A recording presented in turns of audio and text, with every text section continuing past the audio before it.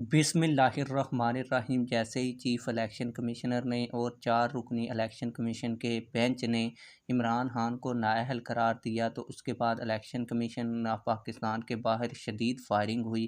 क्यों फायरिंग हुई, कितने लोग शहीद हो चुके हैं, कितने ज़ख्मी हैं, कितनी भगदड़ मच चुकी है, सारी चीज़ें डिटेल के साथ आज की इस वीडियो में आप लोगों को बताने जा रहा हूं। लेकिन वीडियो शुरू करने से पहले आप लोगों से एक छोटी सी रिक्वेस्ट है, अगर आपने अभी तक हमारे चैनल को सब्सक्राइब नहीं किया तो जल्दी से चैनल को सब्सक्राइब कर लें, ताकि आने वाली नई वीडियोस आप लोगों को हर वक्त मिलती रहें। आप लोगों को बताता चलूँ कि चीफ इलेक्शन कमिश्नर के इस फैसले के बाद चीफ इलेक्शन कमिश्नर की जान को भी ख़तरा है।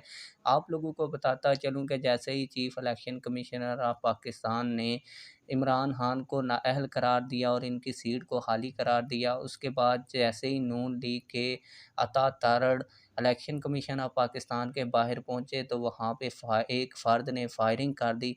फायरिंग के नतीजे में कई लोग ज़ख्मी भी हुए अब तक की इतलात के मुताबिक।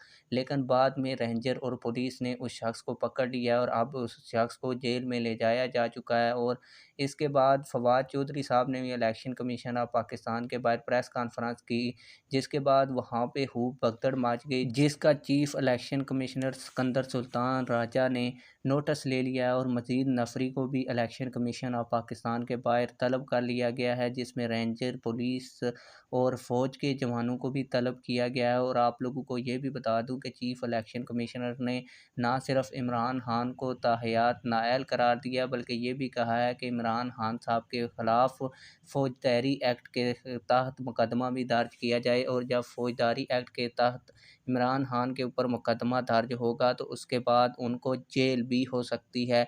इसलिए अभी पीटीआई के कारकुन मुश्तिल हो चुके हैं।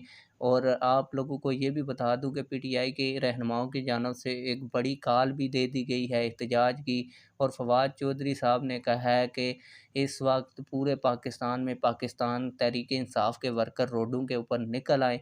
तो अब देखते हैं कि आगे क्या होता है। आप लोगों की इस हवाले से क्या राय है, कमेंट सेक्शन में अपनी राय का ज़रूर इजहार कीजिए। मिलते हैं किसी और वीडियो में। अल्लाह हाफिज़।